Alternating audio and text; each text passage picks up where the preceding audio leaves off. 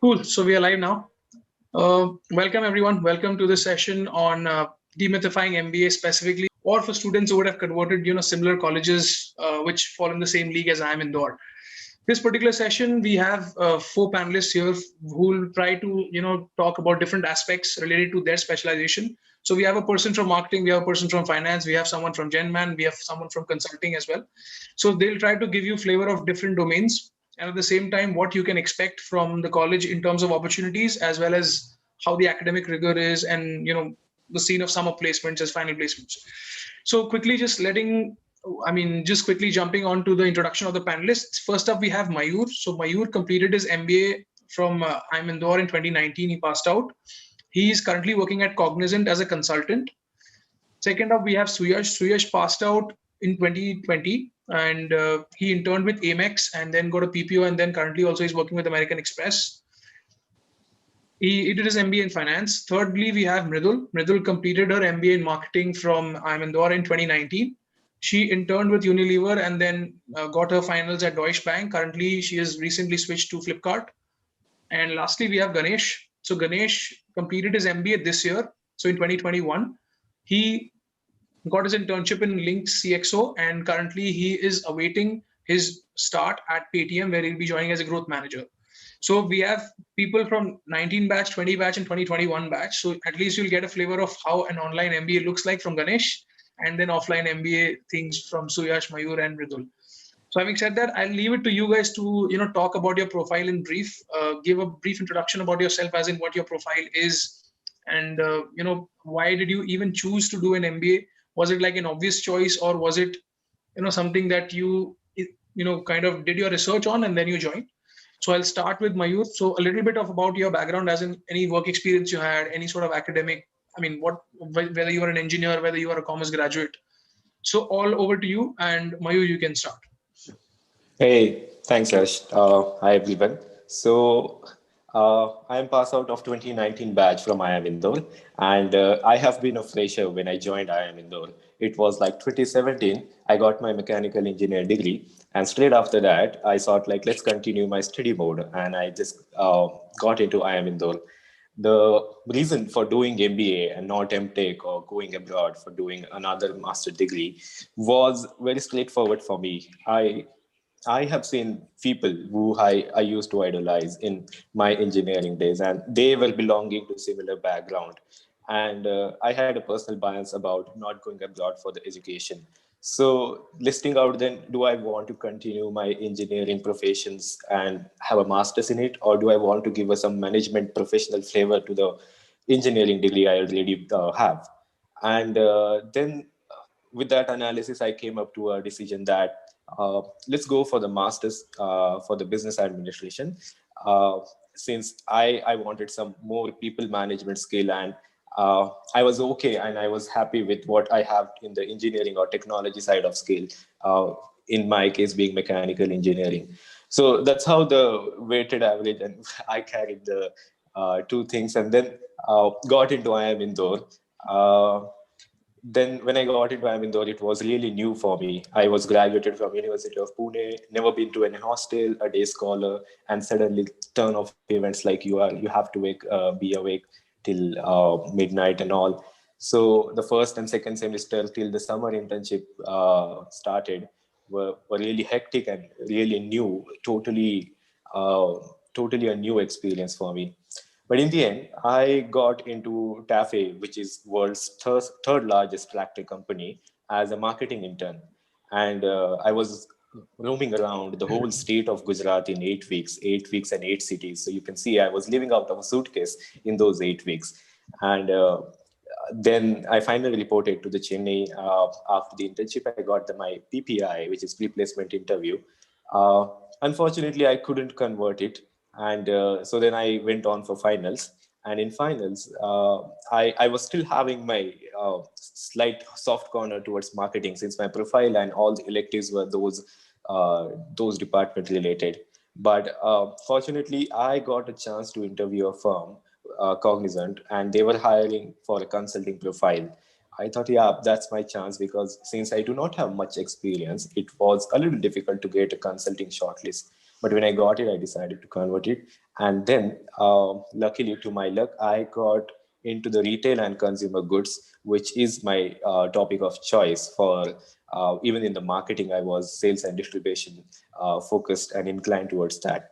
So that was a cherry on the top, that even in the consulting, I'll be doing the work for the retailers around the world and the consumer goods company as well. And that's how my journey started in 2019 with Cognizant. I have been part of MNCs doing omni-channel management, program management, and customer experience strategy for those consumer goods giant and also retailers in the world. My client focus is based in the US mainly, since Cognizant has their majority of client in US. And it's been 2 years. I completed 2 years in the last month.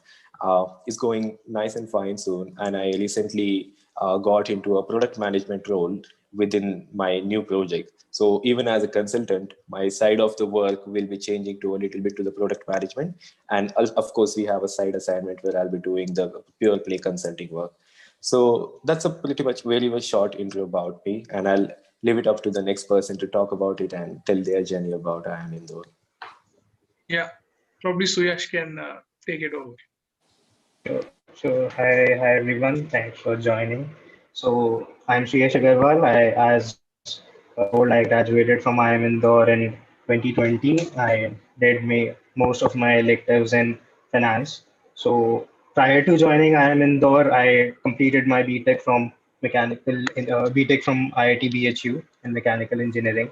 So there itself, I started exploring other interests during my undergraduation. I would say probably somewhere around the second year or third year, I started exploring some other things. So actually started with economics and then started exploring finance. So I started liking these areas and thought that having a management degree in these particular domains would have me like will allow me to uh, excel and build a career in these fields. So doing MBA was a natural choice for me. So I gave CAT and I had calls from Codicode and the other baby IIMs, and I had call from Indore. So fortunately, I converted IIM Indore and got here. So as Mayur said that the the hustle starts once you enter. So the first year, so the first term rather, it's new for a lot of people, and there are late nighters uh, where you start, where you are like actually developing your profile to get into a nice role of your choice. So basically, that is there, and the personality growth that happens, it is exponential, I would say. In the first 2 3 months of entering an MBA college, the personality growth that you would see, the growth in yourself, that would be exponential. So I would just recommend that you keep on hustling and keep on working on yourself. It's not essential to compare yourself with what someone else is doing. So once you enter B school, it is important you start exploring your interests. And once you explore your interests, you can reach out to your seniors, you can reach out to your mentors, and get an idea of how things are. So and what opportunities you might get in those particular areas. So this is what I did. That I had some fair bit of idea, as I told in my undergrad, that I was exploring economics and finance. So I entered IIM Indore. I talked to my seniors. I knew that I can pursue CFA as an option, which is a chartered financial analyst. It's a charter in for expertise in finance. So I registered for that and I started studying about it. And besides that, I kept on reading more about finance. So it's important that besides the theoretical aspects, we know what's happening around and we are able to relate it with uh, what we are studying, because that's what management is essentially about, to relate what's happening around us. So yeah, so I during my summers I had shortlists from some investment banks as well, and I had shortlists from American Express, and fortunately I was able to convert American Express. So I interned in a different team there. It was a collections team at American Express, and once I got a PPO there, and now I am in the regulatory decision science team.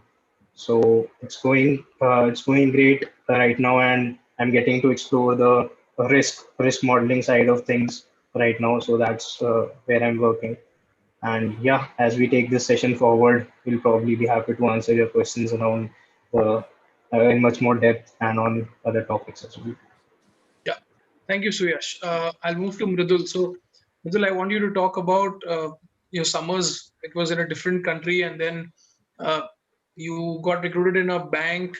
You worked there as a corporate banking analyst, and then currently you have switched. So, I want to know those side of things as well when you were looking out for options, how exactly that thing worked out for you. And so, just give us a brief about that thing as well, like the switch that you currently took. So, hi, I'm Mridul.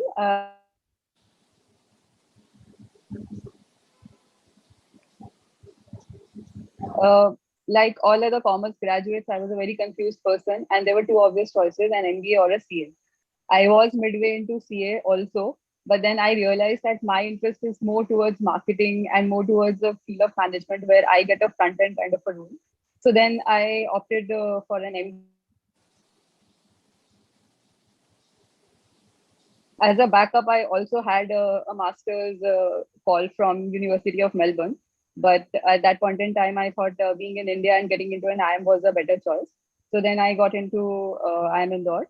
Like I said, my inclination was always towards the field of marketing, and I was always eyeing the top companies for my internship. And I was fortunate enough to land up into Unilever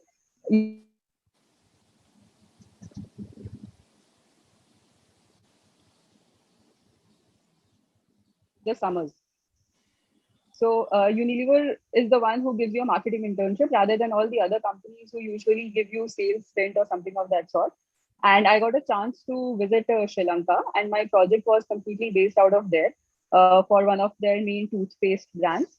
And it was a really enriching experience, and I got to learn a lot about the differences between different cultures and different industries, how it is when you go beyond your country and how the consumers actually behave. And I even did a primary research out there with people who speak Sinhalese. So I used to be sitting with a translator out there trying to decode what they are saying. But then that was an integral part of my research, and my solutioning was actually based on that. So that experience was hands down a really good experience. And however, I could not crack the PPI, which I got. I got the PPI, but to convert that, I was not able to do it. One of the main reasons that usually happens in such international internships is also because you are kind of away from the decision makers who are based in India. So although it has a silver lining to it, and I actually value that more, but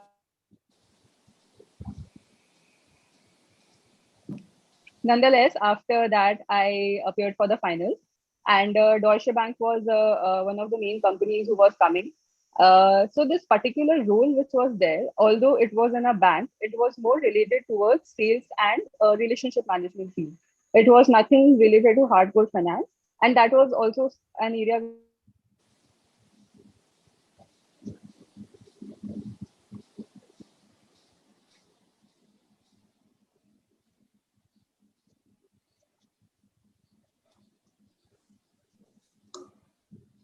Uh, Yes, yeah. Is I my think was my yeah? there I was some think lag. there's Yeah. yeah. So I was just mentioning that I did not want to go into hardcore finance. So that's why I never applied to investment banking roles. But this role was kind of different, and it had actually come to the campus after.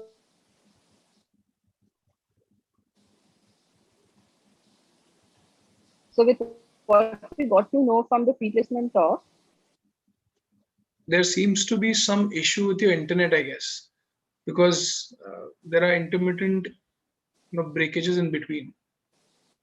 yes, yes, I guess there's some issue with the internet. You can Uh, switch off your video if that will help you save some bandwidth. yeah, sure, I can try doing that.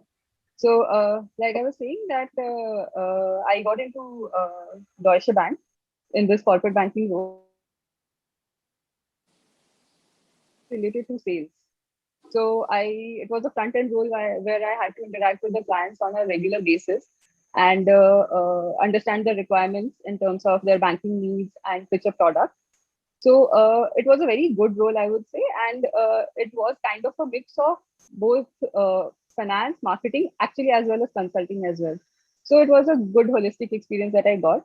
But then I kind of realized that banking industry is not the place where I want to be for the long run, and I wanted to shift to an industry which is a little more dynamic, so to say. And e-commerce is what comes on top of that. Like it is the most dynamic one right now, and like all the action is happening there. So then I started looking out for new opportunities, and recently I got into Flipkart, and I started working with Okay. yeah, that's about my journey. And this particular role that I have in Flipkart is also more towards business development, where I'll be working closely with the fintech partners for the Flipkart wholesale division. Yeah. Okay. Thank you so much, Mridul. Yeah, moving on to Ganesh. Yeah. So my journey with MBA started when I was in my UG, UG final year to be exact. So I was a chemical engineer in NIT Warangal at that time. So I was pretty sure that I did not want to get into chemical engineering kind of roles and get into that career and get into that mode. So I was kind of confused. Then luckily I wrote CAT and got some interview shortlist from Calcutta, Lucknow, and Indore then.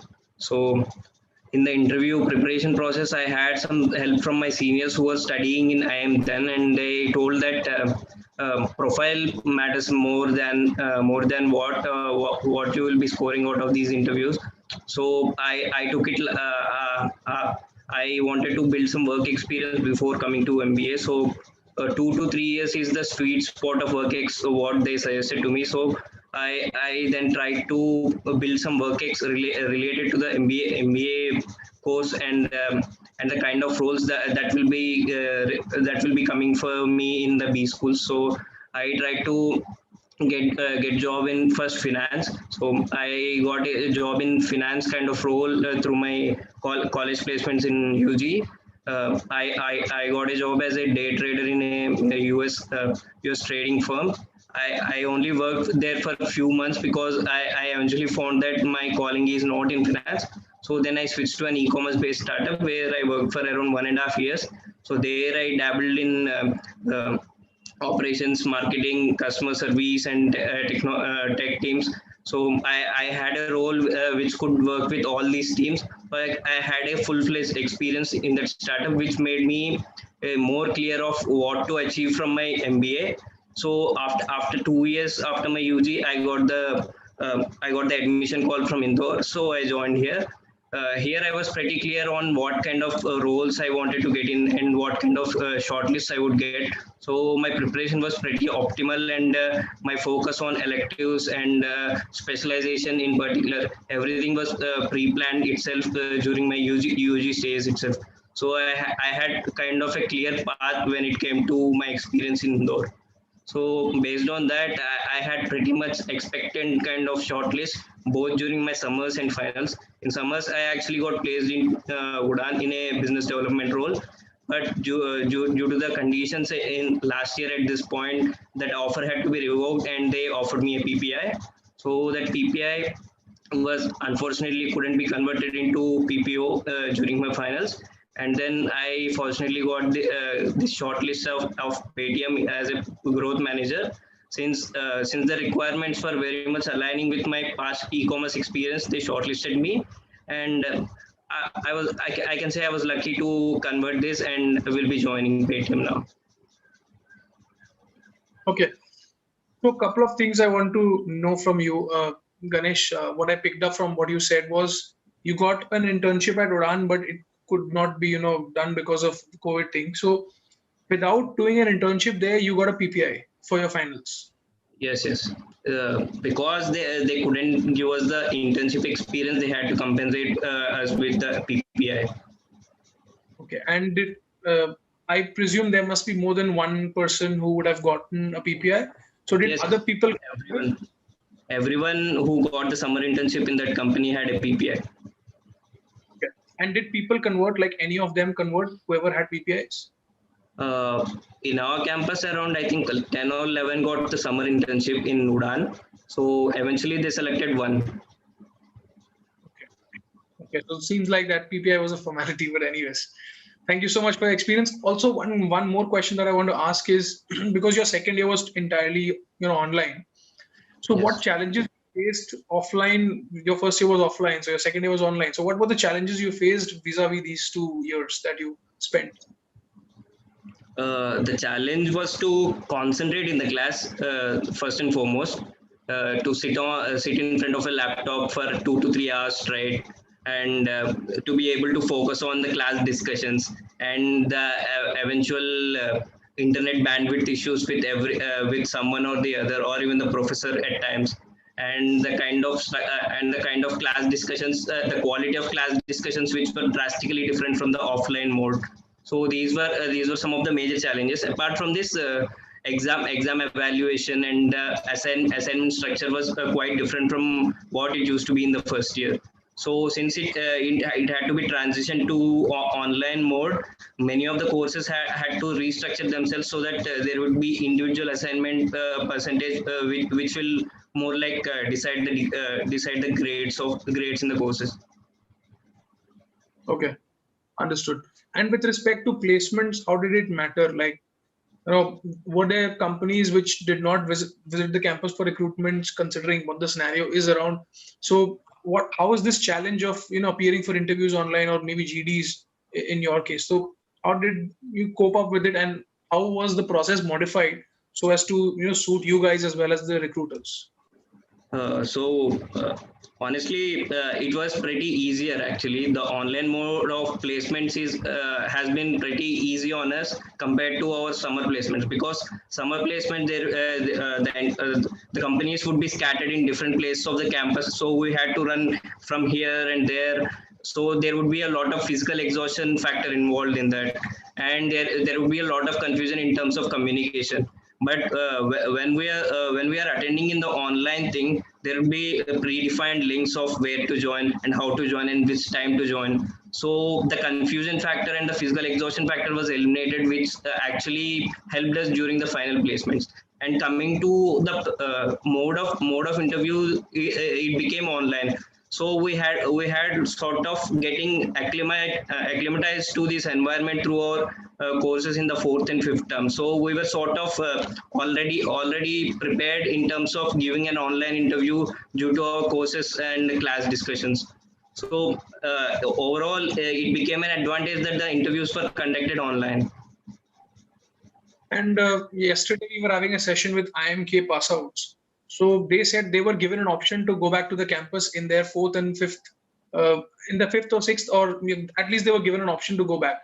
So was the same given to you guys as well, to go back to the campus once things settled down last year in September, October? Yes. It was the same with us. In fact, I went back to the campus in August itself. Okay, great. And did you stay there till the time you graduated, or you had to come back? No. I stayed there till March. Oh, great.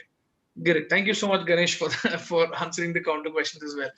Cool. So we'll just quickly move into the second segment of the session, which happens to be, your MBA experience, the first couple of months, which is kind of very hectic, as well as at the same time, a lot of things happen. So how does one cope up with those things? So similarly, you guys would have had your personal experiences where you would have, there are clubs and committees which are opening their processes. Then you have to prepare for your summers as well. Then at the same time, there is a hustle for building a profile so that you get more and more shortlists in summers.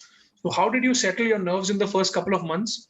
And then 3 months, 4 months down the line, you have your summers fast approaching. So what was your strategy in terms of preparation for your summers? And at the same time, what was your summers experience all about? Like, different companies that you got shortlisted for, like, did you have a pre-planned list of companies that you thought you would apply for, or you applied for all the companies and then you thought, okay, let me see which company shortlist me, and then I'll see which company to select, or which company to get into finally. So just tell us the process that entirely happened. And so again, I'll start from Mayur. Yeah, sure, Harsh. So I'll just talk about first before summer internship, or the first 2 terms, and then I'll talk about the term where we actually hustle a lot and prepare for summer internship, and also includes the summer internship part of it. So getting in directly straight from the college and as a day scholar, I'm sure a lot of other people having a similar profile like me, it was a completely change of scenery and completely different experience for me. Uh, First of all, like you don't have sometimes all the things which you want to write on your MBA, on your resume. So the struggle starts from there itself. You feel like your resume should be full one pager, if not at least that. And then also, if it is not one pager, if it is not fully filled, what you should do to do that. So you have opportunities like clubs and committees, and then again they have a process of their interviews for all the clubs and committees. Along with that, um, you also have the seminars or the lectures which is being conducted by placement committee and other committees at the start, like a competition and like kind of setting up the icebreaker between the student and the senior. So how the things are happening in the college and how a newcomer should get aligned to those. So it was a similar journey for me, for rest of the many people who joined IIM Indore along with me. It was a good struggle first to get into one of the club or committee, and I got into the entrepreneurship sale committee since I have a little bit background in my engineering as well about the entrepreneurship, not over entrepreneurship but research and development department. So that was a little bit familiar club or committee for me, and I fortunately got into me. And as well, Mridul was with me in that, so we were part of same committee or same club. Then it became about how your resume will become better and better, and how your resume gets up to the top when you have a batch strength of around 530 or 550 students at my point of time. Because shortlist goes on the basis of what you have done before MBA, since it's for summer shortlist. It doesn't count that what you have done in your MBA. So you do a lot of things like doing the courses about what field you're interested in. I was particularly interested in marketing, so all the digital part of the marketing I tried to cover in the first 2 semesters. And also, when you're doing all of these things, you're taking a lot of other things to carry in your bucket. You also have to do your mainstream job of studying and attending the lectures and doing the assignment, which is a very very difficult job, I would say. The time and the sleep, all the work-life balance, or I would say study-life balance, gets disturbed in the first term, but eventually as a human you get adapted to it and you get to know your productivity increases basically, and that's how it becomes better and better. So anyway, I'll leave the study part apart because everyone does it, and I'll focus on the summer internship or the resume preparation part of that. So a lot of people, and including me, I would say, are very shy, or not exactly shy, but not used to write about yourself. You have to write an SOP, something about yourself in 130 words, 250 words for all the companies which are coming to the campus, at least for the few. Create a resume of yourself. Resume was something which I never came across until I joined MBA because it was never required. So to those who are joining, I would just say that have something ready, at least like 1 or 1.5 minute speech in a verbiage that will be helping you to talk about yourself in any format, like media format or the text format, whatever you have. And that sets the base of foundation how your profile will be. Will it be a marketing profile? Will it be a sales profile, or any other department profile? uh, Also, that creating the different versions of the resume is something you can think of if you have a prior experience with that. In my case, it was not a choice. I had only no prior experience and only inclination towards one particular department at that time. So I had only one version of my resume. But keep in mind that you can have multiple versions of your resume, and you can choose to show what you want to see in that particular version. And of course, when you apply for the companies, you can choose consulting companies go version 1, marketing companies will go version 2, and so on and so forth. So that's how it goes. Uh, in the first 3 months, like the first 2 months, it's more about getting adjusted, managing your health, managing your sleep, and managing your daily schedule along with the food you get in the college, and making your good friends is all about that. And when the summer internship started, in my case it was in October or month of mid-October. So that's when it really starts to struggle. As Ganesh said, you have to walk a lot in the campus itself, because the process is going at one block and the other process is going at the block which is 500 meters away from where you are currently, and you run a lot in those suit and three-piece suit. That's all those things considers. It's like you go for a run and then directly sit in the chair in front of interview, and then you have to reiterate what SOP, what about introduction you have to thought. I would say in the shortlist perspective, it's pretty much based on your academics. I'm talking about my batch. It was based on your academics, your undergraduate college, and also an experience if you have. But a general observation, and it's my personal opinion about the Indore is, people with more than 3 or 4 year experience find it a little difficult to get an internship shortlist earlier as compared to the people with no experience or people with 1 or 2 years of experience. So that's what my observation was, and you can make any inferences from it you want, and I'm happy to elaborate more on that. But marketing company will be the bulk in the numbers, and subsequently other companies will follow. The process goes really simple, maximum 1 to 2 or 3 rounds for the internship process. And if you make it, you get to know from your place comer. And I think for that particular year, that might be your happiest day of your life, because after a large struggle and a lot of running around, you have converted and you have paid a lot of hefty fees for this particular course. So it means a lot for you to get into something good, which might help and result into a final placement opportunity. So that was about my experience. Like, if you have any specific question, I'm more than happy to answer them. Yeah, sure. So just want to know, because you sat for TAFE in your summers, so how was that process? What kind of rounds were there? So GD followed by interviews, and then what kind of interviews were those? What kind of questions you were asked, and how did you prepare for your interviews? Is it like you talked to some seniors and got their interview transcripts, or probably just went through some concepts in marketing, or how exactly did you prepare for your interviews? Okay, so for the TAFE, the interviews were happening from the Chennai. The HR and the company management was not physically present at the college. So it was a virtual interview for me for the internship. Whereas in most of the cases, you would find in non-COVID scenario that there will be a physical face-to-face interaction when you're doing for your summer internship interviews. The process, or what happened with the last year batchmates, or last to last year in my case, because that's the only contact I got to know what exactly the profile is offered. And there were a couple of profiles, one in marketing, one in sales, and one in the other digital department also. So that few insights of how to appear for an interview for the particular TAFE and what question to expect, that was something already made available for me. This is a plus point you have when you have an alum base which is working all across the organization, especially the one organization which you're appearing for as an interview. So that was there. In my case, I think there were 2 rounds conducted. The first round of checking about my knowledge about marketing and sales. I was informed that it would be an internship about competition analysis. John Deere being key competitor for the TAFE tractors, and they wanted someone to go into the different territories of the India, be it Gujarat, Maharashtra, Jharkhand, and all other states, and find out why their John Deere is selling more and why TAFE is not selling more. What is the customer's perception on that? So they wanted some people management skill, how good you are with local language, and how good you are talking to people.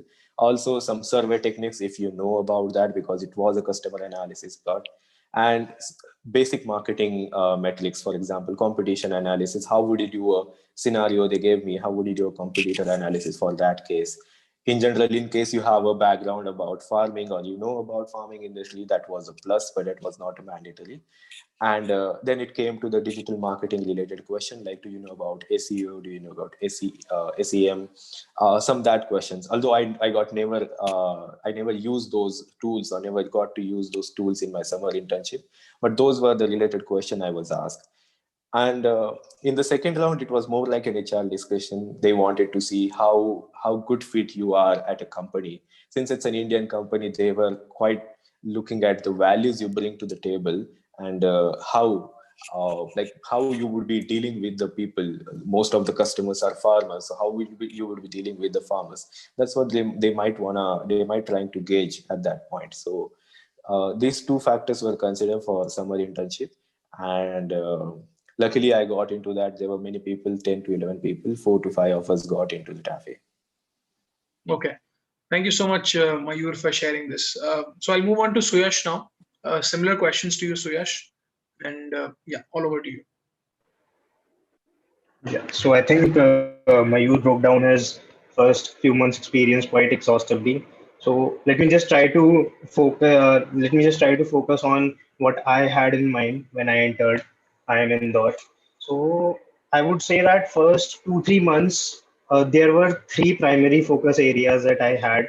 So first was academics, second was the summer interns, and third was the extracurricular activities, basically the clubs and committees that we have. So let me talk about the first focus area, academics, which I feel is important. And generally people tend to ignore it because their entire focus is on the summer internship and getting into clubs and committees. But I generally feel that even academics is important, especially people enter MBA from very different backgrounds. And what the first term has is very 101 courses.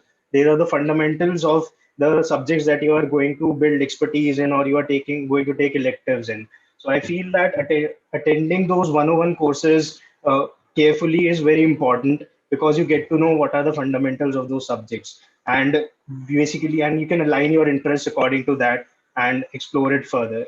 And what it does is, if you're focusing during the lectures, what it does is it allows you that extra time that you might need to that you might need to give yourself focus on the summer internship preparations and the other co-curricular activities that you are going around.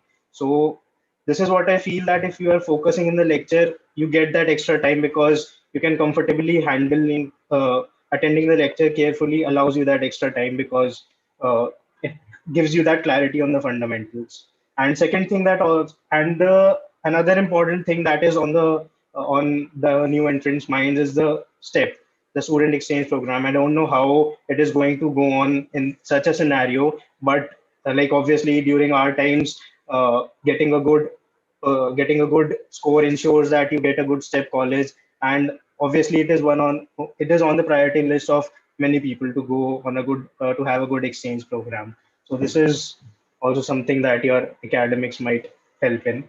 And now moving on to the second focus area, that is the summers. So how I went about summers is I tried to interact with my seniors over there. I tried to interact with my batchmates, and I I knew my interests were more in the areas of data analytics, finance, economics. So there were certain profiles. So as Harsh wanted us to elaborate on whether we were applying for all the companies or we had certain companies in mind. So I would say I didn't have many companies as such in mind, but I had the domain. I had the domain or industry in mind that where I would be applying for, and so that it also allowed me to restrict my preparations to those areas.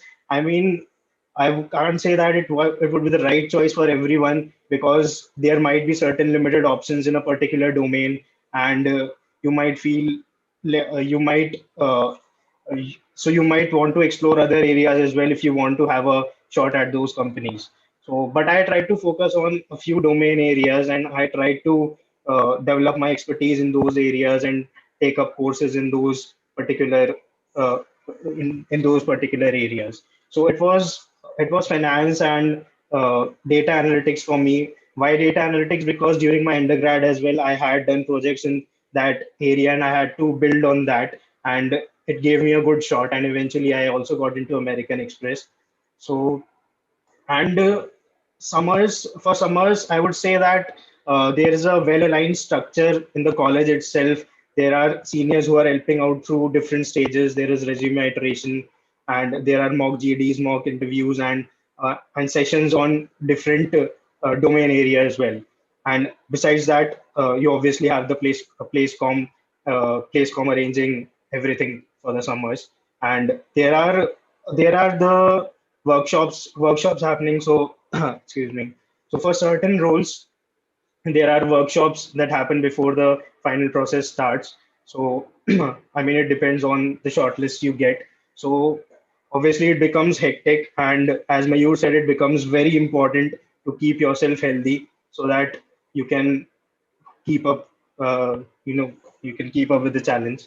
So yeah, so that was about summers, and moving on to the clubs and committees. So again, clubs and committees, I would say you need to explore your interests, and I think it is an important part of MBA program. And I would personally suggest that you explore your interests and certainly join a club or committee in that interest. It allows you to interact with people who are interested in similar things. It gives you an exposure to what what are the things in that domain, because everyone brings in that knowledge, everyone shares those interests, and it allows you to build a network as well.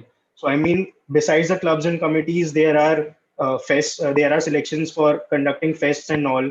So it obviously allows you to it allows you to manage, it allows you a hands-on experience when you are managing something.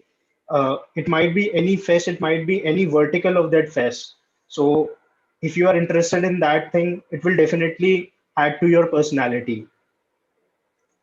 Yeah, so Okay. this is how I went about it. And yeah, I personally, as I told, that I was interested in economics, so I appeared for Karan which is the economics club of IIM Indore, and I got selected in that. So yeah, maybe this gives you guys flavor of how you can structure your first few months, and happy to answer any questions.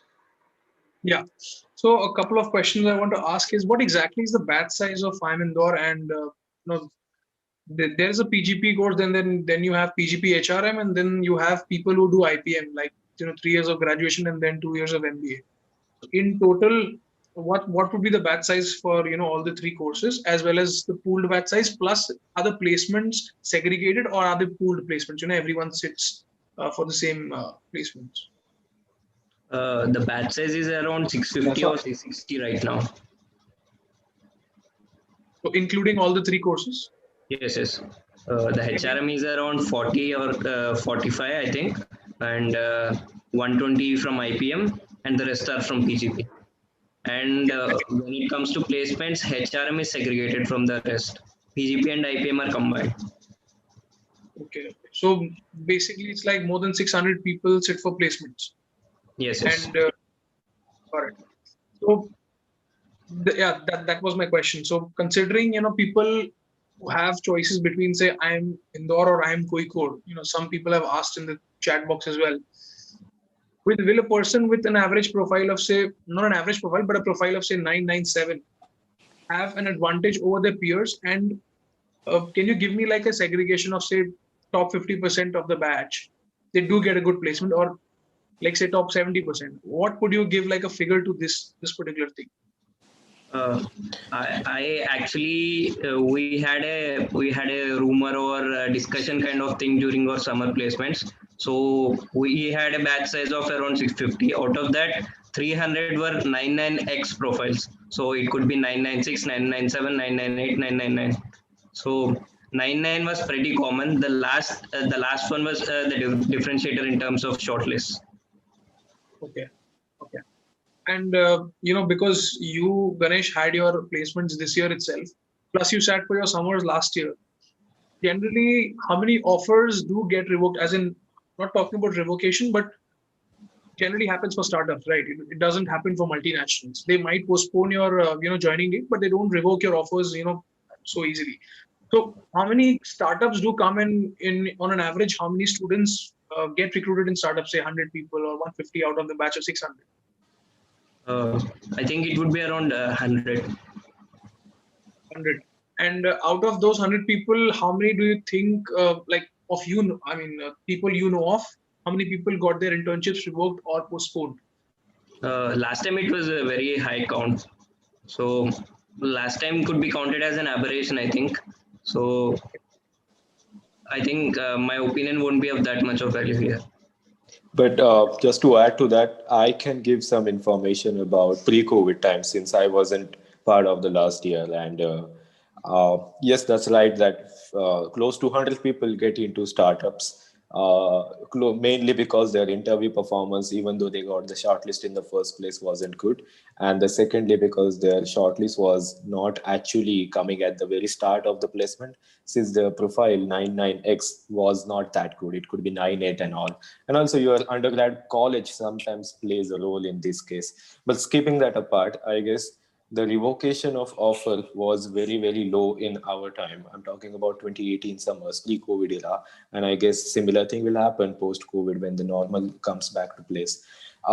It was only due to things like startup itself got diluted, was not existent at the time of the placement. I'm sorry, at the time of internship in April, May, but it was there in the month of October, November when the placements was happening. But let's say those are the startup which had headcount of around less than 20 or 30 people, and very less people got onto that. The percentage was close to 10% who among the people who got into the startups, I would say. So very less number in pre-COVID era. And of course, last year was an exception. So it's not a normal thing to happen every year. So I would say to people that not to look at the figures from last year or figures for this year. What happens to is see from the general trend from the last 5 years, 2016 to 19 or 18. That would give you a good idea how much things goes into the toss when you talk about summer internship. Okay. And because, I mean, we have been talking about the batch size and the kind of opportunities students get. So having a call from, say, K, or having a call from college like, say, MDI or IFT, would you suggest people, because MDI's batch size is 250 around, which is pretty less, and K is around 450. So should people consider small batch size as like, a deciding factor when they join different colleges? Or is it just that the brand name would be sufficient enough to get you into corporate world, into a kind of a job that you want? So out of the, say, 600 or whatever the number is, X number of students, how many people ultimately end up getting internships or placements in their dream companies? So, Suyash, you can answer or you can talk about it. Yeah. I would like to take this question, Harsh. So I would say that I don't think batch size matters as much. If you want to get into your dream company, you really need to fight for it. Okay. A lot of times, interview is actually the main deciding factor. And I have been on the other side of the table where I have worked with the shortlisting team in Deutsche Bank, and I know what they look for. And even if the grades are not that beautiful, I don't think it matters as much. If you have something unique, case competitions or something of that sort in your 2 years, and that stands out in your resume, I think that is what is more important. You could be in a batch size of 250 or 400 and still be a bad performer. Or you could be in a batch size of 600 and still excel. It all depends on how good you actually work in your 2 years and how much effort you put. So I would say that should be the main idea while choosing a college and not the batch size. And a person should be very determined to give their 100% when they are entering into MBA. Okay. Okay. Thank you so much for answering these counter questions. Cool. So I'll just continue with the summer internship process experience. So Mridul, you were in line, so you can probably take this forward. Sure. So for a summer internship, like you were asking about the process, and before the summer internship, the first term that we have. So that is a deciding factor for a lot of things. Firstly, it is a deciding factor for the step selections. So your academics matters a lot. So do not take it lightly. And it could be a little bit of challenge for a lot of people to cope up with different kinds of subjects and different patterns of examination in that.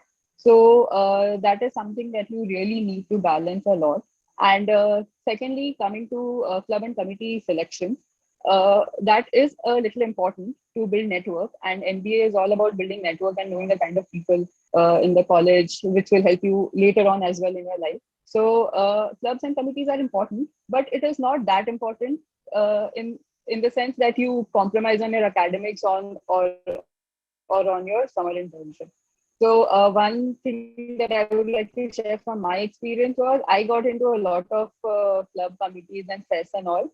I don't think all of them really added value. It did take up a lot of my time and gave me a lot of sleepless nights because of that. I was somehow able to manage, but then I would suggest that like restrict yourself to one or maximum two. Do not go beyond that. I went to 3 and 4, which is not advisable. So I mean, restrict yourself so that you don't tend to distract yourself a lot. Then coming to the summer internship preparation part, the seniors in MBA colleges are really helpful. So you need to bank on them and you need to have a good rapport with them and try to talk to them as much as you can, understand the patterns of interviews. And they are like really helpful if you reach out to them. A lot of people initially are shy to approach them, to reach out to them about all these questions. Do not do that.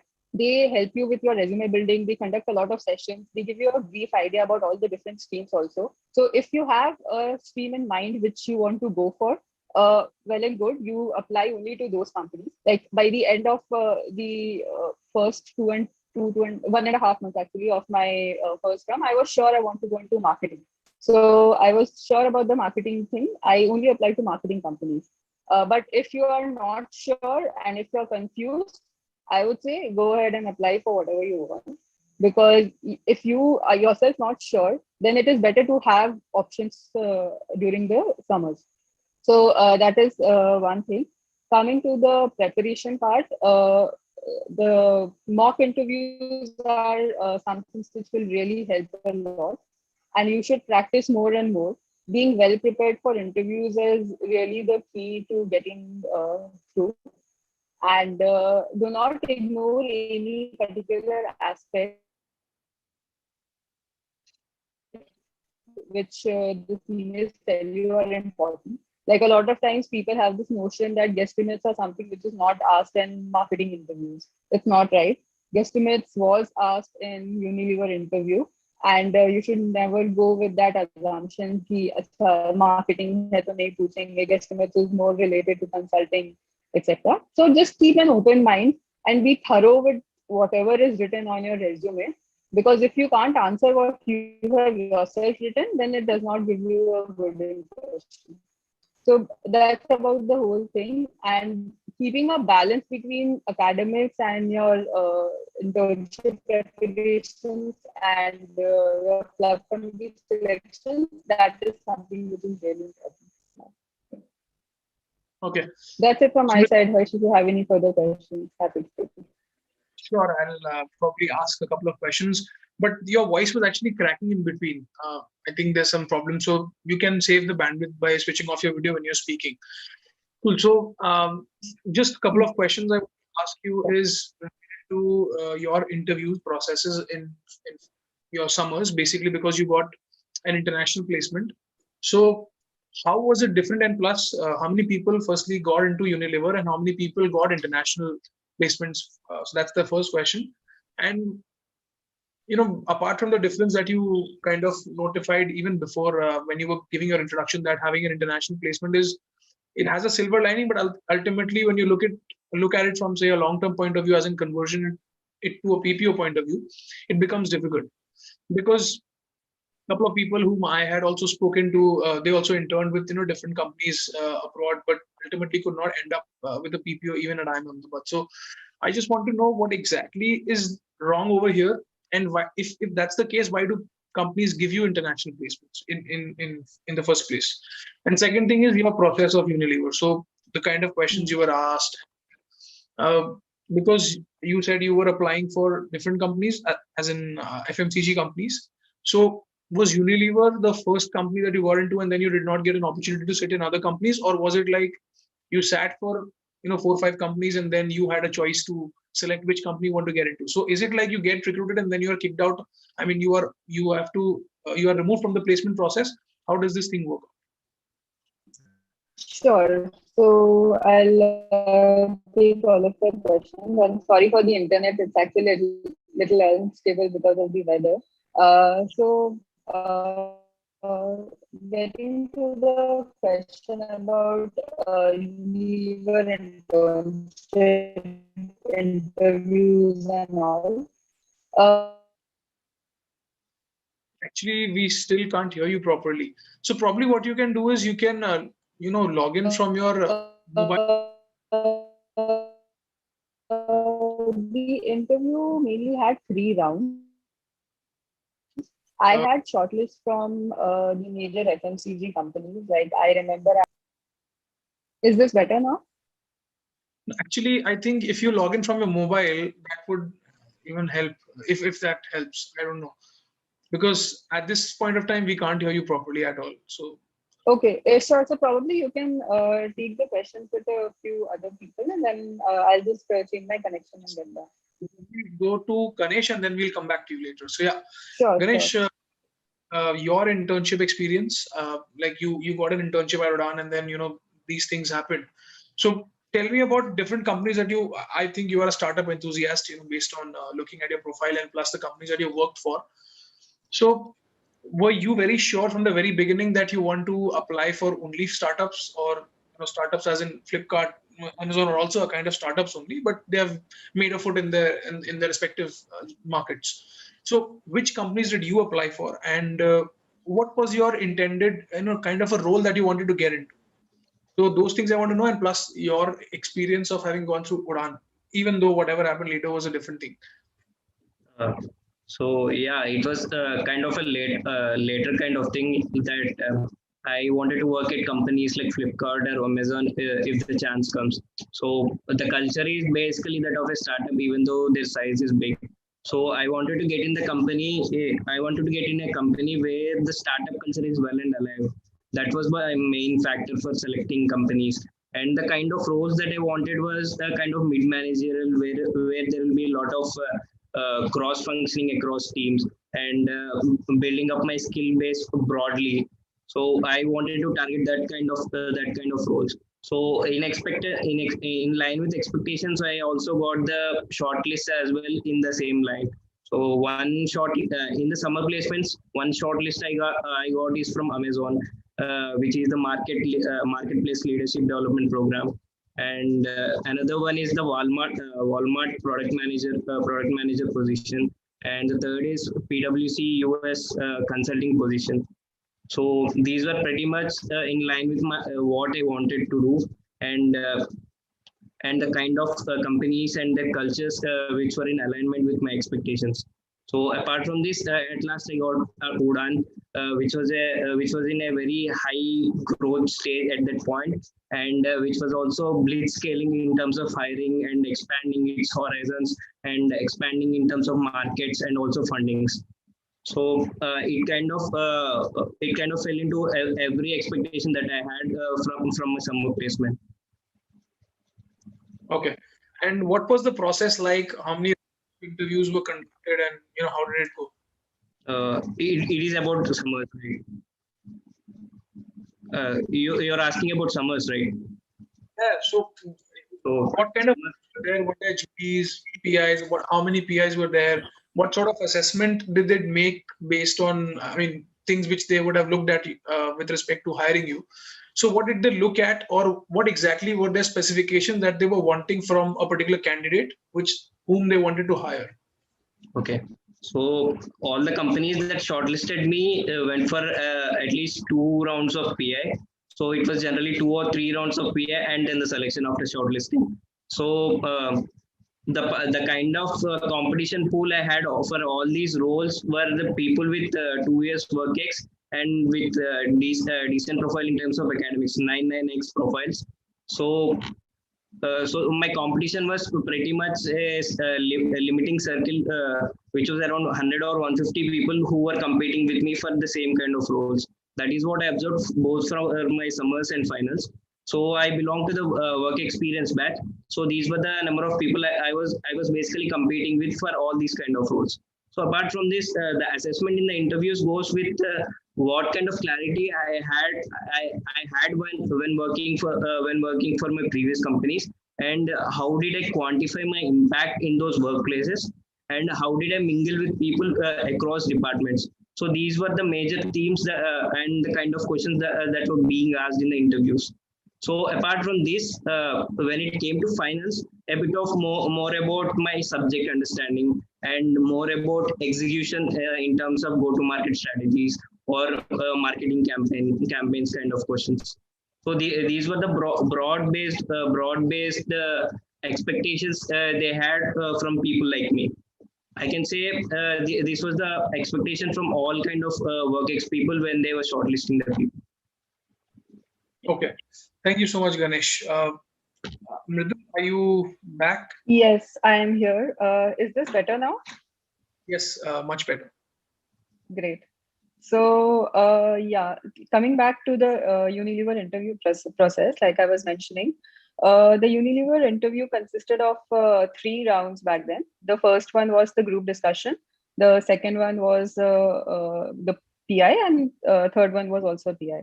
So I actually had a shortlist from from the major FMCG firms back then.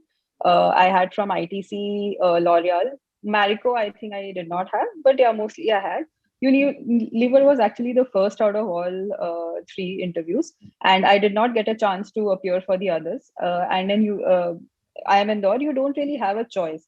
So if you get a offer from one particular company, then you have to accept that offer. So that is the thing, you don't get to choose. Coming to the process, the group discussion usually consists of around 8 to 10 people, and the topics are pretty generic. It's not very technical of sorts. In the interview, they usually ask you from the resume about what you have done previously and if you have any other previous internship experience. Then they ask about the various concepts of marketing. And like I mentioned earlier, also, guesstimates actually forms a major part of Unilever interviews. So a lot, not many marketing companies ask guesstimates, but Unilever does. And they also give you a little bit of case based questions where they ask you that, okay, say a kirana store is there in a particular locality, you want to sell your product more in that particular outlet, how do you do? So questions like that about product placement, understanding the requirements of a kirana store, how the distributor network can be leveraged, and all these things are really important.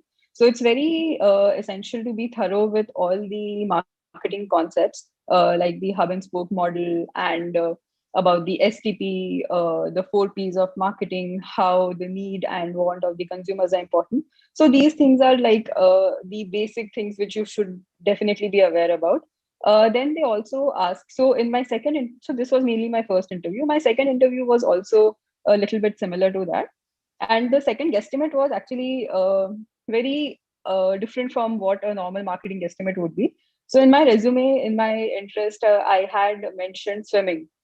So the guesstimate question was actually around that, and they asked me, okay, tell me how many number of swimming pools are there in India.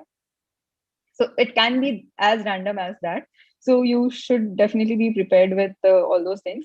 And I think I remember mistakenly I had carried a small sling bag when I was going into the interview without even realizing it. And they asked me, okay, what do women carry in their purse and how we can connect it with our products? So it could be like as random as that. And the key to all these interviews is being very thorough with your concepts and with your answers and trying not to get nervous. So yeah, that is a very ambiguous thing, and that always happens. But yeah, being like well prepared helps you to be confident over there. So Okay. that was about it. Other questions, can you, if you could just repeat, I'll touch upon those as well. I remember Sure. you talked about the international part, right? So I think they don't really give you a choice as per se when they offer you an international thing, and there is nothing with regards to the interview which decides as such beforehand.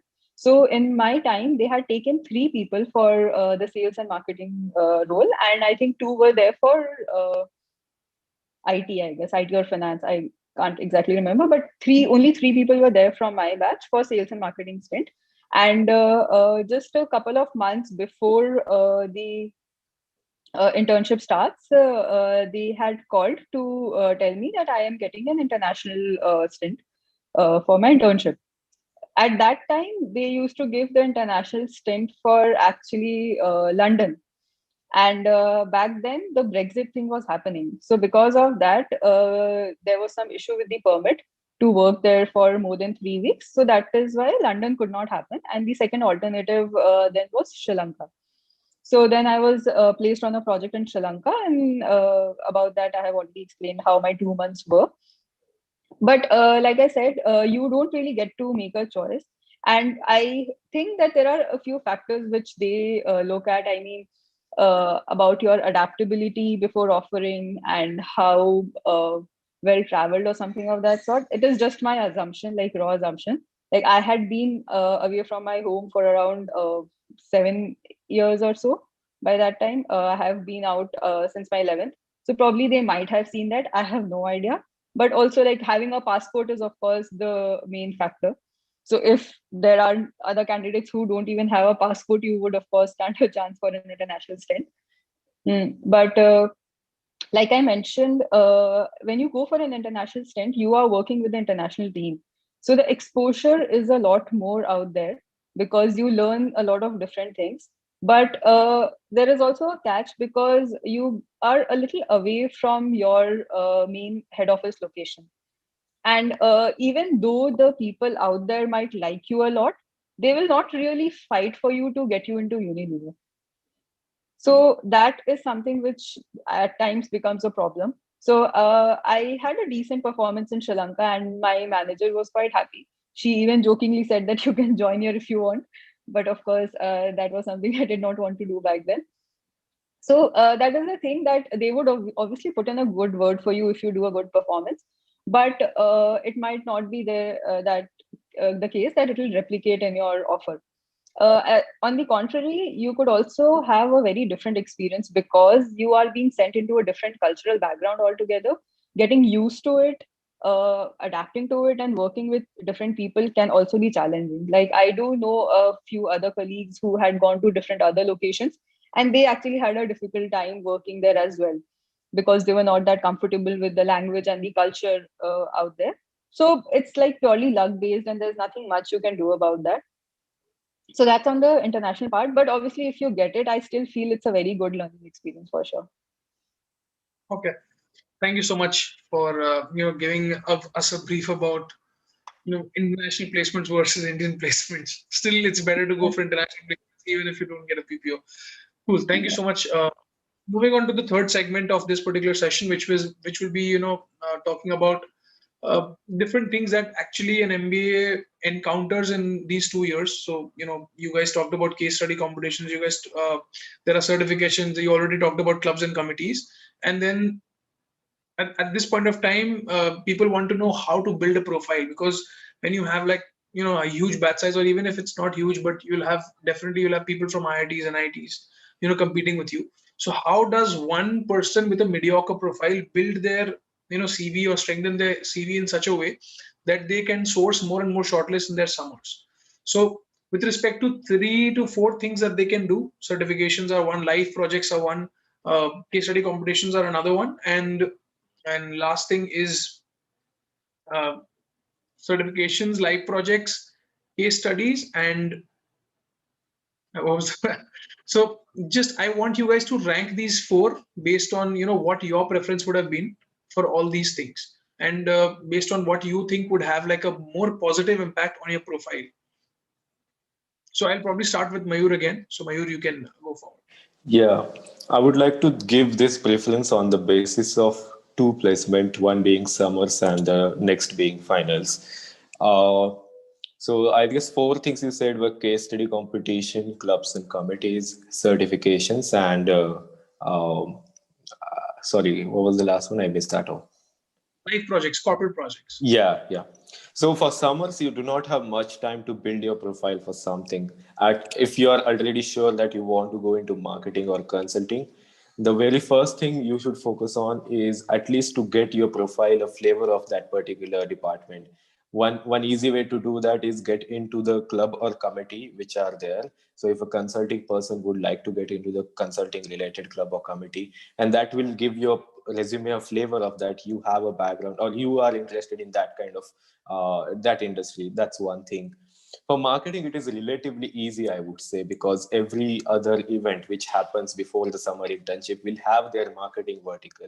So in IIM Indore specifically, we have couple of events which happen, couple of one event which happens before the summer internship, and you can get position of responsibility from marketing department, marketing side for that. I'm saying it is relatively easy because the sheer strength of number of POR, given out in that particular things is more, because by the simple logic that number of events are more and more number of people get those POR. So that's one way to get your give your profile a flavor of marketing.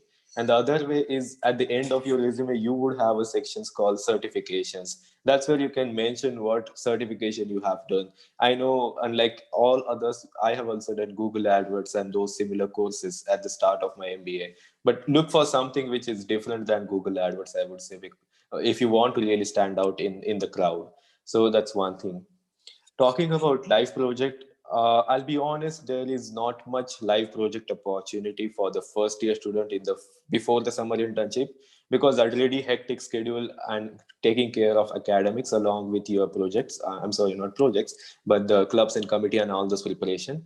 You don't get time for live project, and I guess most live project are open for second year students. So unless you are able to get something on your own from your network of startups and network of contact, it's difficult to get into the live project for the summer internship.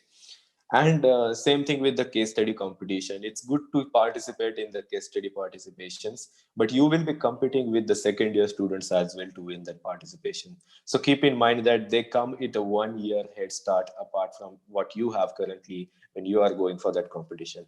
What it will give you is good POR and good exposure. And if you're lucky and you're really hardworking and you really have some good solution, you might win that competition or runner up that competition, which result into the summer internship or the interview for the summer internship. So that's one thing.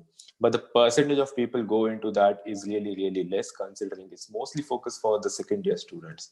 So to rank for this, and I would talk about marketing or consulting profile in this case, getting into clubs and committees, and then getting your certifications done, then get a case study or competition and try to achieve something in that. And then lastly, the live project, since the last live project opportunities are not that much in the first sem. That would be my sequence of priorities for this summer internship advice.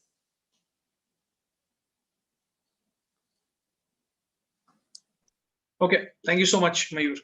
I'll probably move to Suyash now. So Suyash, same question to you. 4 things, how would you rate them in terms of their importance? So yeah, right. Like Mayur said that if we are talking about summer interns, then the real options that we have to develop a profile till that point in time are courses and certifications and PORs. And if you are building your profile for the finals, then obviously we have the case competitions and live projects. So talking about summers first. So as Mayur said, it is important to get those PORs, but I would say that before that, it is important to explore your skills and interests. So once you are able to align your skills and interests, then it becomes easy to identify a certain area that you can target for the summers. Because you might feel that you have interest in certain area, but you feel that there are certain skills that you don't have in that area, then it might get challenging. But if you have identified that there is a certain area where your skills and interests both align, then it becomes easy. And again, for PORs, it is important that this is very considered by the selecting team. And sometimes when you have that extra interest in that field, you'll go the extra mile while doing that pre-process and while appearing for that entire process. And there are so many things that people are managing at that time, and I have seen people dropping out of the pre-processes just because they are focusing on something else. So it becomes very important that you have identified, if you have identified your interest, then invest your time in that pre-process and balance the other things accordingly. And again, while moving on to the courses and certifications, you should ideally do those relevant courses and certifications, because that is something that will give you an extra edge. Because while appearing for summers, your profile is what is mostly what you have done before coming to coming before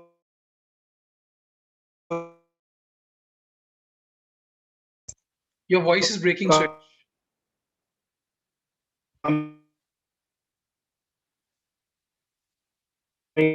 so if you that certain area will do better, so and if there are certain that you know it, Your voice is breaking. Suyash, just turn off your video and do very nicely so that you can talk about that in the interview. sorry, actually we missed the last part because your Sorry, did I? yeah, your voice was breaking. Okay. So could you just repeat the last? Okay, so I think I was talking about courses and certifications. So, so it is important to have those keywords on your resume, but the sole objective of doing that course and certification shouldn't be that getting that keyword on your resume. I mean, you should know your interests and then pursue that certification. As Mayur said, a lot of people just do Google AdWords and they don't really know much about it. So if you're actually tested on that in the interview, it won't show good. It won't show good on you. And if it really isn't tested on interview, then I would say it isn't that relevant for that profile. I mean, a recruiter who is looking at your skills and who's looking at your courses and certifications, and if he's actually testing you on that, so it becomes important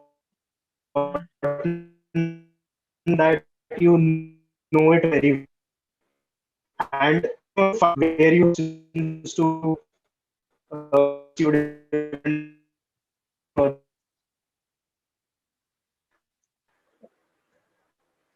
We can't hear you, Suyash.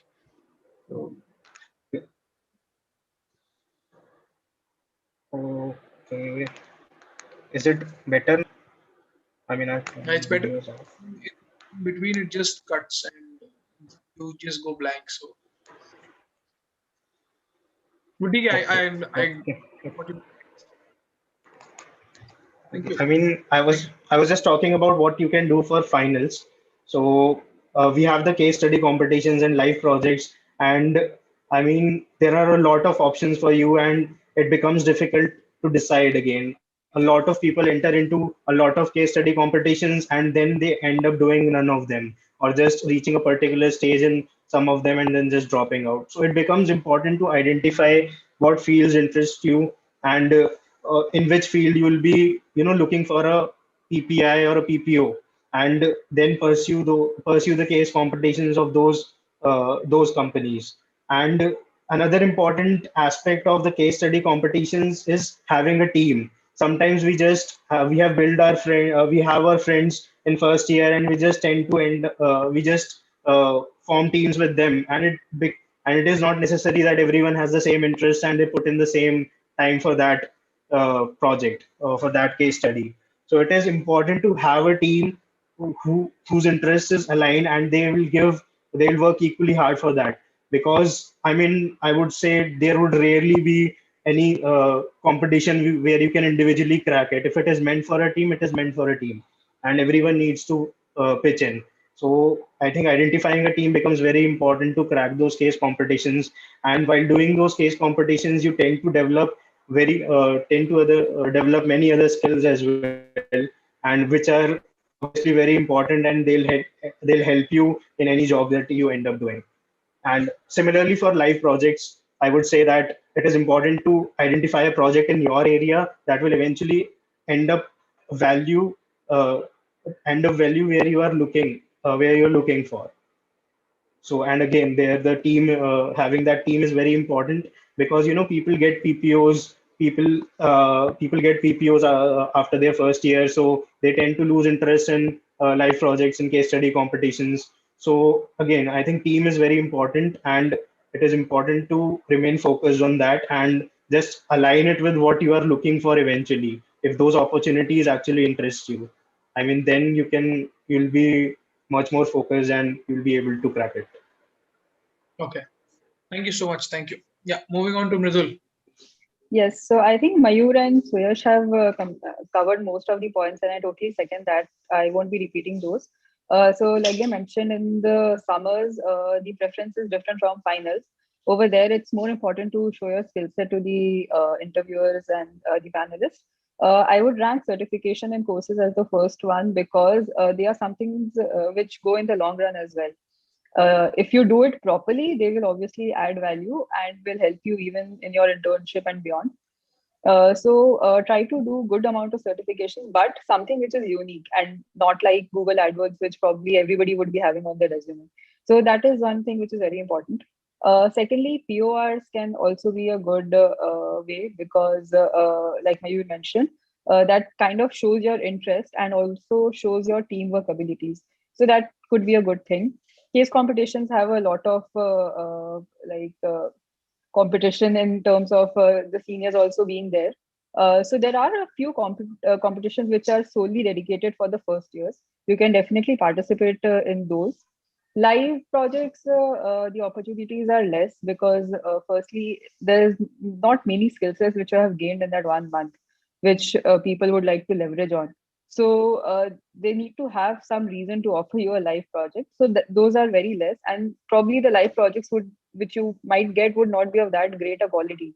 So I would suggest not to waste a lot of time just to write that particular point in your resume. It doesn't add much value. Coming to the second year, the order kind of changes a bit. And in the second year, if you have done courses and certifications already in the first year, so you already have that leverage, right? So you don't need to do that as much in the second year, and you can instead focus on competitions. And like Suyash mentioned, getting into all the competitions would not really help. You should choose the competitions you want to go to. I kind of did a mistake out here in my time, and I opted for Unilever competition, and I actually ended up winning the campus round also for that. But it did not really add value because I had already interned there, so I couldn't get a PPO again. And I also knew that the PPIs that they offer, they do it pretty late, and it's always after the finals. So I knew that. Instead, ITC Interbank could be a good option because they do offer the PPO before your finals, and you do stand a chance to get into the company. So I should have rather chosen that. But again, if you are going for step, that again comes with a lot of constraints in terms of the number of competitions you can participate into and the team members, because usually they have a criteria where not more than one member can be a student exchange participant. So those things are also there. You need to have a well balanced team in terms of competition, so that different people can add different sets of skill. If all of them are working on the same thing and all of them have similar set of skills, it will be difficult to excel in that. So have a balanced team and don't really go by the emotional aspect of friendships and all, because the main purpose is to actually achieve something out of those competitions. So that is the first thing that I would rank in the second year. Second would be actually courses. So courses in terms of the electives that you pick also is very important in the second year, because that kind of determines your area of interest. The first year is something which is common across all the students. So that is something which not really a lot of interviewers look at. But in the second year, if you have different kinds of subjects, you can actually talk about them, and you can show them how they have added value. So I had a very interesting subject called psychology of advertisements. So I could have like easily spoken on that to any panelist, and that was something which was very unique. So that could be a second preference that I would say. Thirdly, you could then look at live projects. And what was the fourth parameter? So case studies, live projects, clubs and Club committees. committees. Yeah. So in the second year, I think clubs and committees would probably come as the last one, because I mean, it doesn't really matter as much. You wouldn't be doing as much of that. Yeah. Yeah. Thank you so much, Mridul, for your order of preference. So lastly, I'll move to Ganesh. Ganesh, similar question to you. And plus, from an online flavor as well, you have to tell me what would you prefer for your first year, which was offline, and second year, which was online to some extent. So, in terms of conduction of classes and courses, I would prefer it offline. Online class discussions tend to be of low quality compared to the offline thing. And in the one advantage that we had with the online course of conduction is that the companies opened up the scope for online internships even during the when terms were being conducted in colleges. So we could apply for online internships in fourth term or fifth term and add them up to our resumes. So compared to the previous batches, which had typically one summer internship on their resume when they go to finals, we could have written 2 or 3 internships on our resume when we go to the finals. So that was a new thing that came up out of this online mode of study. So that is sorry, there was a power cut. So as I was saying, that became the new factor in terms of adding value to your resume and improving your resume compared to summers when it comes to finals. So I would rank it first, the online internships. So even if you don't do good in your summer internships, you have a pretty good chance to improve your resume by applying to so many number of startups or good number of companies which provide live projects, which basically act as online internships due to how things have panned out in the recent past. Okay, makes sense. Thank you so much, Ganesh, for adding to that. Cool. So I think we've completed what we had to cover. Just one thing I would like you guys to point out would be, your 2 cents of advice that you would like to give to these students watching right now. And so I just wanted to tell them what would be, your strategy that you would suggest them so as to, settle their nerves down or help them take an informed decision of, you know, what how to approach summers or, for that matter, the first trimester of their college. So again, I'll start from Mayur. Just 2 cents of advice from your side to the students who are attending.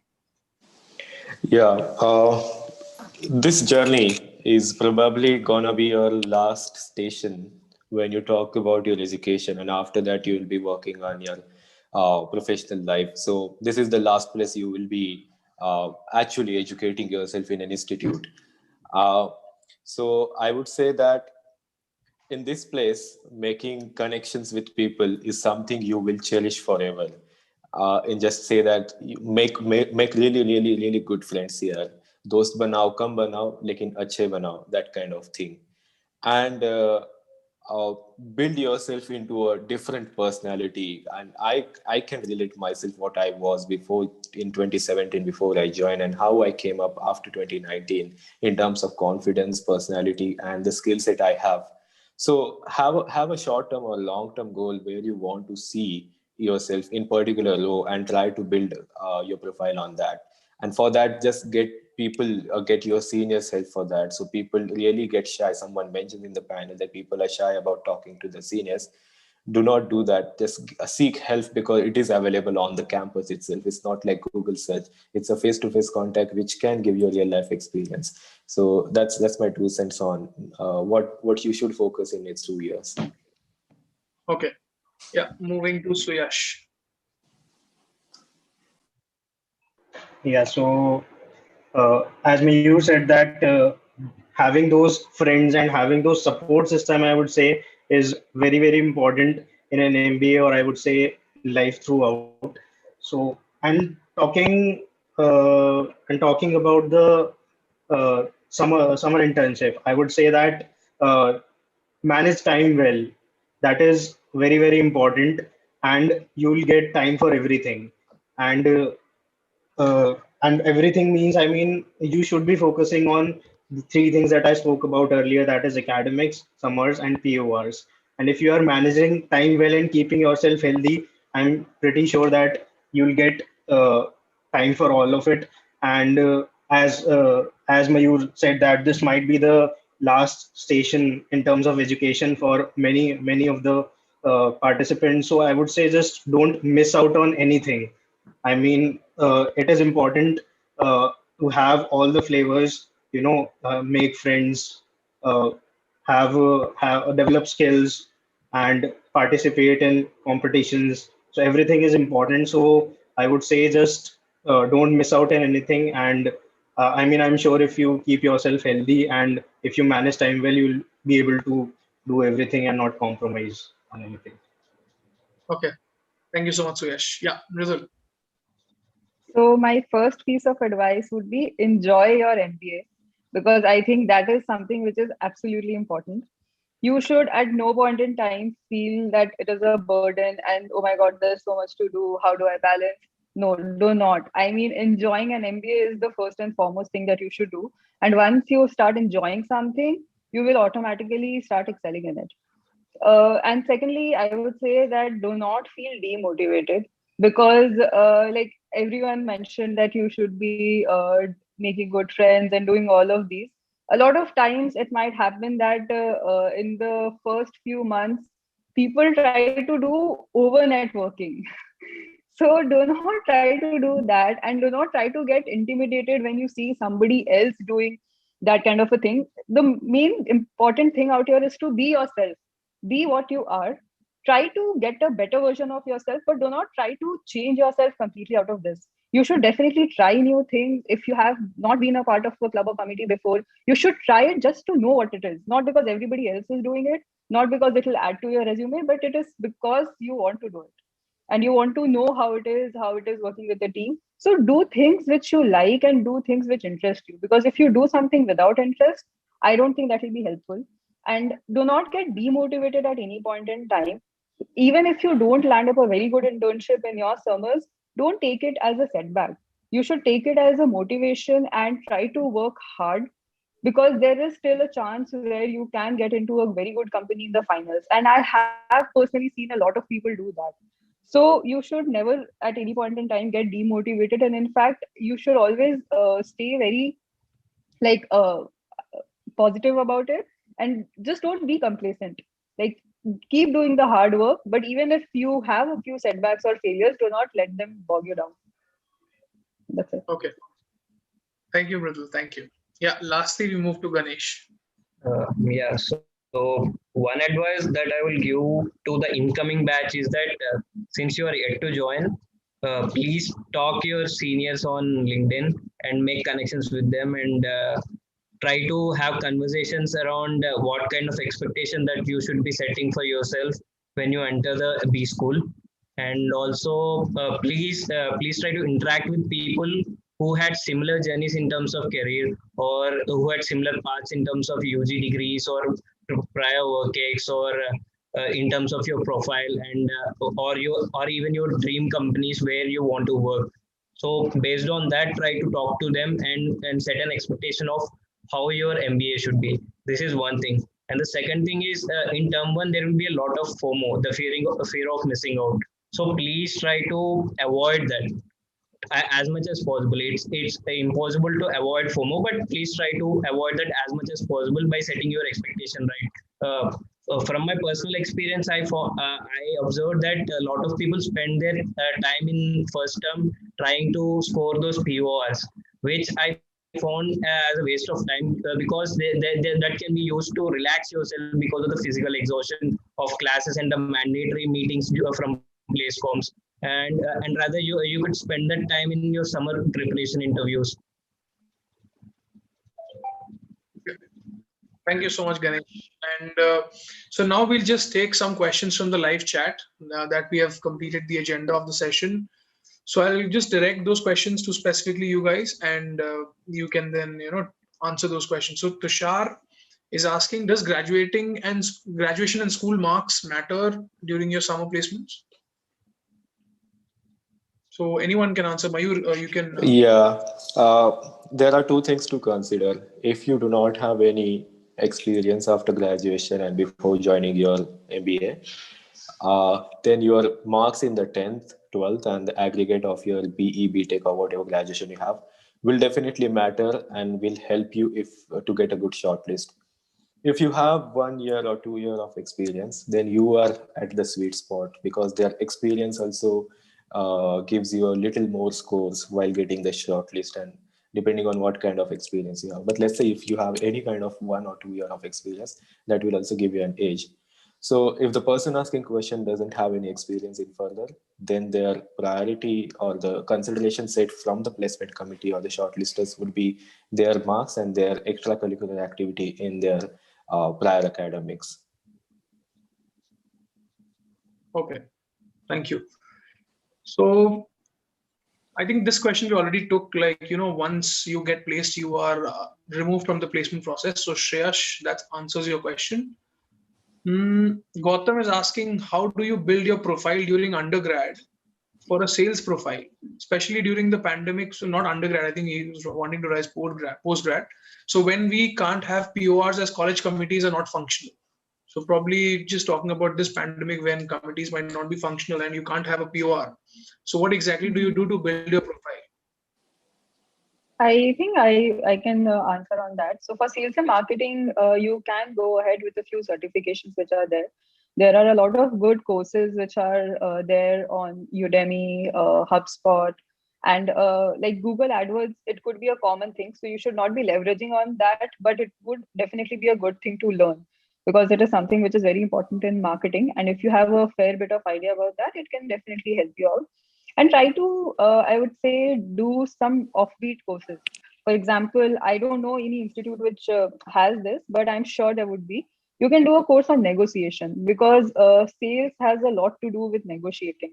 So if you have some such skill, then I'm sure that will definitely help you out. And the next advice would be that you could also look at a lot of different case studies. So case studies are a very good way to understand about how different companies have actually done a miracle just by the way of they market and sell their products. Like OnePlus could be a very good example of that. IKEA is a very good example of that. So if you know and read about all these things, this is definitely gonna add to your intellect, and it will help you in boosting your overall personality and your preparation for sales and marketing. Okay, thank you so much. This question is to Suyash. So Aryan is asking, how do you ace finance internships at B schools? I mean, acing or not acing obviously depends on you, but let me just talk about the process in general, what is there for some of the finance roles. So I spoke about some workshops that some companies take some workshops during the before the summer. So I think some of the finance companies do that. So your profile, the profile that you have before MBA, I would say does matter for finance shortlist. And I mean, if you obviously have something to show for your analytical skills, your logical reasoning, you would definitely have an advantage for finance roles. So we have the workshops. So I think in general for most of the companies that is the first stage. So if you are good in your finance skills and if you know what's happening around, so you can be interactive in those workshops. So as much so if you are interactive in those workshops, you get noticed by the conductor and the other people who have come to take the workshops. So it is very important to first of all keep yourself updated. So sometimes you might not know the jargons what they are speaking, but if you can relate it to what's happening around, you might still be able to interact during that workshop and make yourself noticed. And then after the workshop, if you get selected in the workshops, there we have the networking rounds where senior leaders from the companies come and interact with you. So they're trying to gauge your interest in finance. They are trying to look how you see yourself in that role, what your expectations are from that role. So I mean, those sessions are different for different companies in the way they can be conducted, but the entire objective is to explore yourself. So once you have already been shortlisted from the workshop and they have noticed each of the candidate very carefully after the workshop. So they do interact with I mean, a lot of interactions are at an individual level as well. So it becomes very important to clarify your interest and clarify how you network is at a personal level than the workshop. So I mean, you need to be ready with those answers that why that field interests you, what you bring to you bring to the table for that particular skill, and how you're better than others. And then the third part of finance roles is the interviews. I mean, again, there can be multiple rounds of interviews, but again, the interviews obviously depends on your background. I mean, if you are from a non-commerce or non-economics background, the kind of questions that you will be asked might be different as compared to if you are from an engineering background. So in general, if you are from an engineering background, what you need to demonstrate is that you have that analytical ability and logical reasoning. And you obviously need to have done some courses that demonstrate your interest in the field of finance. And if I talk about the 101 courses, there are certain accounting courses that are there in the first term. So, I mean, you should try to ace those courses and try to know the fundamentals very well. and you will be able to answer questions by the recruiters.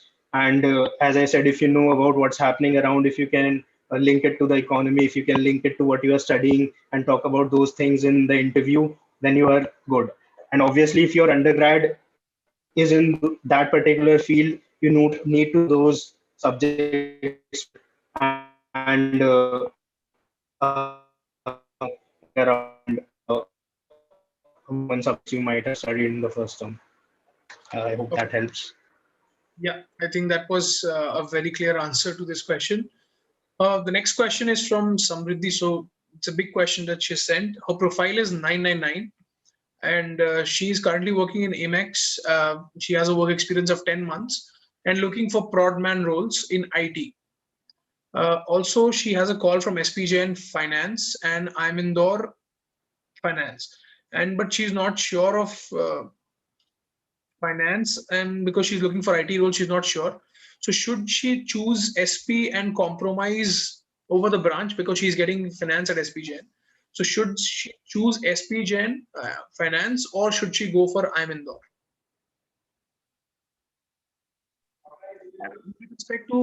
With respect to the opportunity, product management, you can answer this question.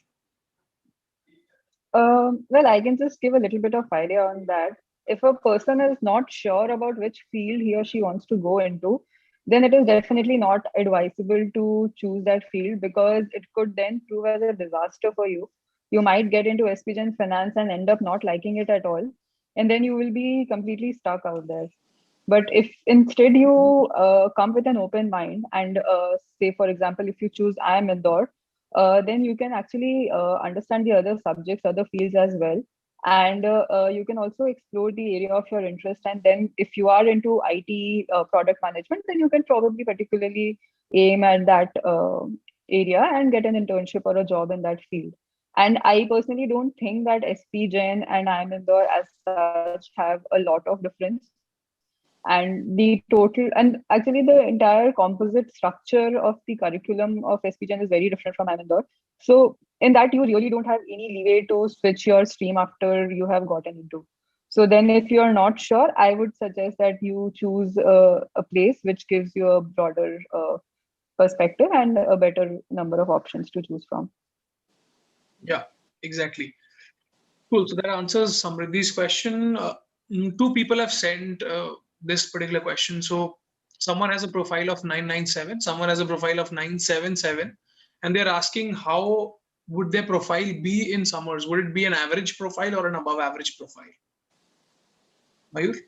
Yeah, for the person who has 977, I would say it would be an average profile, unless you have something in your resume which really stands out, like an extracurricular activity, which is not present in many of the other students' resume. So that would be a differentiating factor when there is a preferences for who should get shortlisted for a role and that. And of course, then the other person who has 998, I guess, what was that? So I'm sorry, what was that? 997. Yeah. So the other one has a good chance to get a shortlist based on the what currently academic profile they have. But keep in mind that it would always be the 999ers first and 998 first. So I'm not sugarcoating anything here, and just want to give you what happened in our case, and that's what I just want to give you the situation on the ground. Mridul, Ganesh, or Suyash, if you have anything to add on that. Yeah, I think I second Mayur, and 997 is better than 977, because in engineering, that pointer can, or engineering or commerce, in fact, that 7 could be because of a lot of factors, and people do acknowledge that fact that you don't really get that good a score in your undergrad. So I think 997 could still be at par with 998. 999 obviously has a very clear chance of being better than both these. So yeah, that is definitely a little better. 977 could slightly be an average profile, but then again, there are a lot of ways which you can improve. And yeah, having a different kind of a certification would definitely add. Okay. Thank you, Mridul, for adding. Another question, I'll probably ask this to Ganesh. So what kind of certifications one should do for general management as a specialization? So the scope of general management is that you should be aware of various kind of specializations that are being offered in MBA. So coming to the Genman kind of roles that come to campus, they will be majorly focused on whether you are able to deliver in marketing domain, operations domain, or finance domain, etc. So you should be concentrating on certification related to those. Like for ops, you can opt for certifications like Six Sigma or the Project Management Institute certifications. For finance, you can go for the CFA level certifications, and for marketing, there is marketing organizations at marketing institute certifications with respect to digital marketing or go to marketing strategies certifications, etc. So by doing that, you may not be guaranteed a job, but you'll definitely have an edge over your batchmates when it comes to Genman.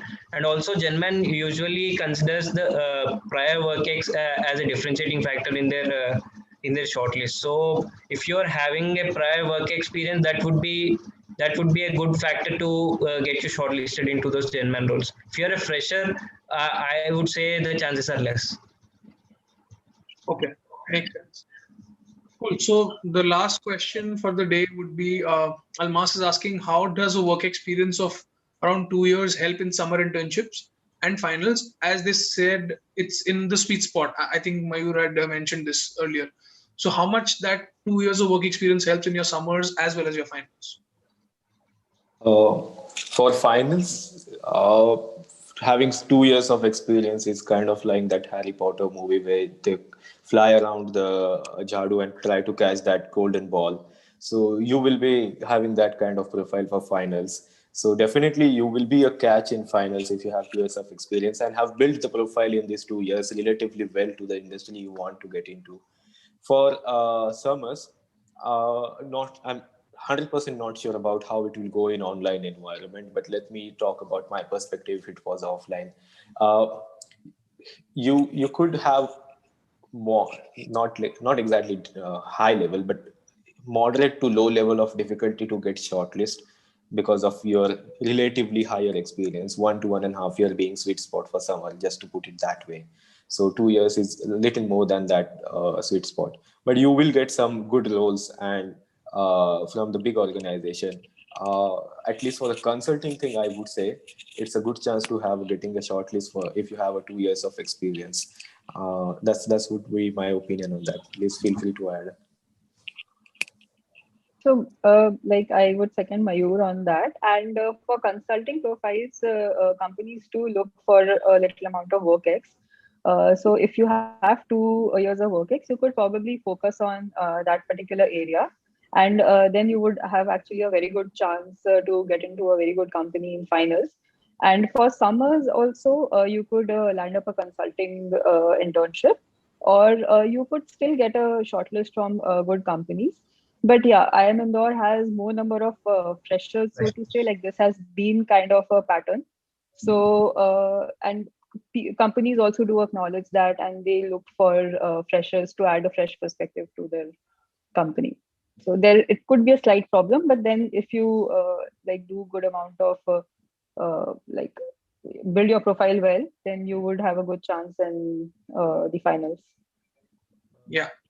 Adding on to that, let's just say giving the example of 2 years work ex.